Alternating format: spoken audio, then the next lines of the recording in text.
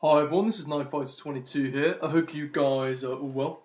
And today what I'm going to be doing is I'm going to be going through the latest trap that I've been researching. This is called the Budapest Trap. It's a very simple trap that comes out of the Queen's Indian sort of setup. And yeah, I'm going to show you how to play it. And there are quite some devastating consequences for the white player if you go ahead and play this trap. So we're playing from the black perspective today, and this comes out of something called the Lazard Gambit. This position here is called the Lazard Gambit. For anyone who's not familiar, I'll just move it back and you can see what I mean. So the white player starts off with d4, and you're just going to play the most common move. This is from the Indian game, knight up to f6. This is pretty standard stuff. Now, instead of doing a typical c4, queen's gambit, or sort of like a knight f3, or even a knight c3, if your opponent plays the odd-looking move knight to d2, what you can go ahead and do is you can go and set up a trap for them in the Lazard Gambit by playing the very interesting move e5. Now, initially, it might be quite difficult to see where this move comes from as you're giving up an undefended pawn. But if the white player goes ahead and takes this, they're often in a lot of trouble.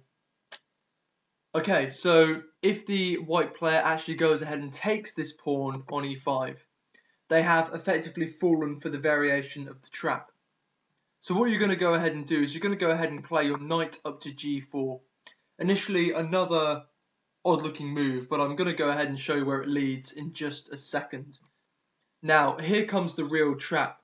The white player is still in a fairly decent and equal position at the moment, but if they go ahead and play a certain move, then it means that they are in complete devastation. And that move is pawn to h3.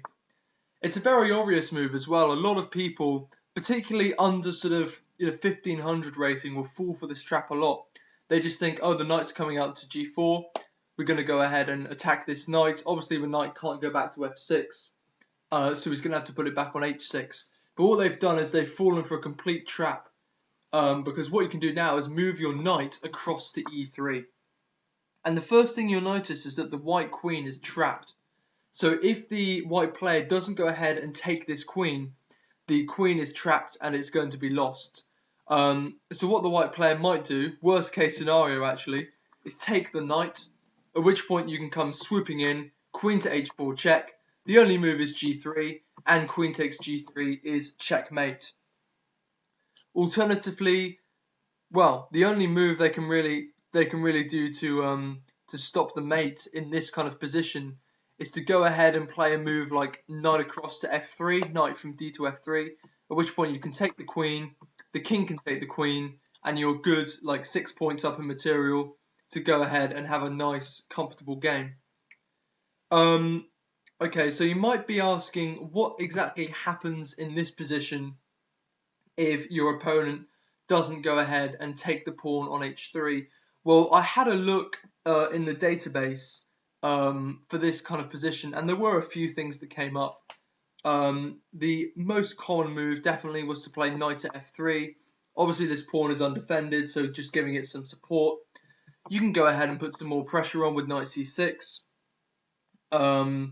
They might play knight to c4, defending this pawn even further. But you have sort of like a reverse fried liver kind of setup here with bishop out to c5, putting a lot of pressure on the f2 pawn. And after they do something like just a simple block with e3, then you can go ahead and get your queen into the action. And as you can see, there's not really much ways to defend this pawn, so you're going to win it back. If you guys are worried in any way that the opponent might actually not play his pawn to h3 in this position, you mustn't worry. I did have a look at the online stats, and well, black, there's a high draw percentage with 57%, but black wins 28% of the time, and white wins 14% of the time. Unfortunately, this has got a sample of 7, so the central limit theorem can't be used, but at least that black is winning more times than white, and it means that you should definitely have a comfortable game. Okay, so that was the Budapest Trap for you guys. That crucial move.